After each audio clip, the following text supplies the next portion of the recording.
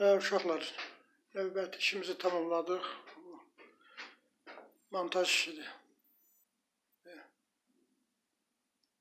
Elektromontaj. Burada da hamam tuvalet olacaq. Hələ burada divar olasıdır belə. Və hələ ki örülməyibdir.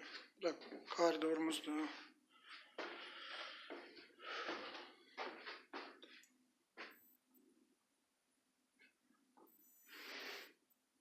Burada da divarda bura olasıdır. Buna görə bu iki dənə şoçik. Bu zalımızdır. Bu lüstro, sonra gizlən işıq və spotların komandasıdır. Burada da televizor olacaq. Qıraqda da işıqlar olasıdır. LED işıqlar. Burada kondisioner olmalıdır. Burada da əlavə rozetkadır.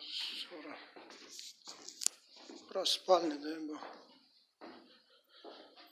tumbalar arası. Biri buradadır, biri. Burada tumba üstü rozetkalardır. Burada da. Burada rozetka olacaq. Burada da включатель buradan olacaq. Böyle. Sonra bir tane de otağımız. Burada rozetka olacaq. Burada включатель. Burada lüstra giden ışıqlardır. Burada mətbəximizdir. Burada soyuducu olacaq. Burada iki tane yuxarıda rozetkalardır mətbəxin. Burada paltar yuvandır. Burada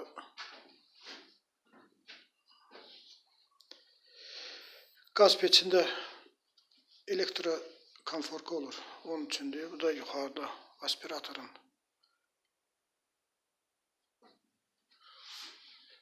gərginliyidir. Bu iki dənə ona görə çəkmişəm ki, burada kabel zəif alıblar. Ona görə iki dənə çəkdim ki, konforkaya dözsün. Çünki burada da əlavə bir dənə də rozetkadır. Bu da yenə включатель, burada işıqlarımızdır. Burada da koridorda əlavə bir dənə rozetkadır. Burada ştavoydur.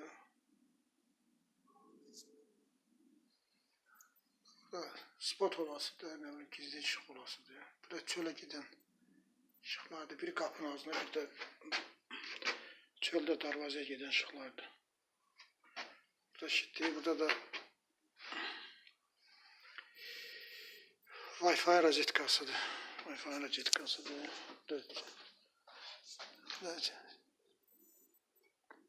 Çölə çıxıb biri burada olasıdır. Biri də gedəcək darvazanın çölünə.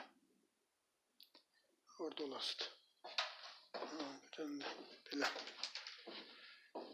Xeyirli olsun. Bir dənə də burada rozetka qoyulmalıdır indi. Burada hamam tuvaletdən sonra.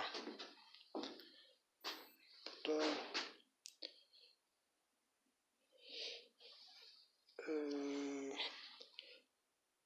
robot plissos olur. Onun üçün rozetka yeri olmalıdır buralarda hardasa. Şnurumuz çatmadı. Belə.